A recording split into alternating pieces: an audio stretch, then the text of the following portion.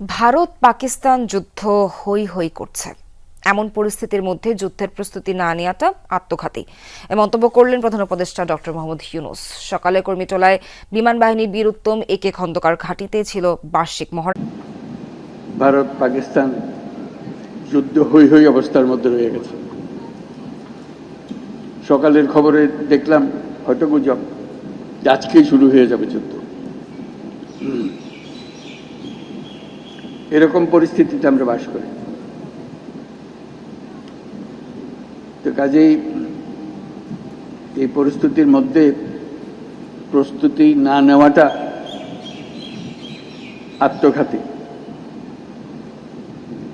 এবং প্রস্তুতি নিতে হলে আধা আধি প্রস্তুতির কোনো জায়গা নেই। এটা এমন এক পরিস্থিতি, জয়ই তার একমাত্র অপশন। পরাজয় এখানে কোনো অপশন হতে পারে না। কাজে আমাদের যে প্রস্তুতি, সেই প্রস্তুতি কত উচ্চ পর্যায়ে আমরা নিতে পারি সেটার চেষ্টা আমাদের থাকতেই হবে। কিন্তু আজকাল যুদ্ধ এত ব্যয়বহুল একটা ব্যাপার,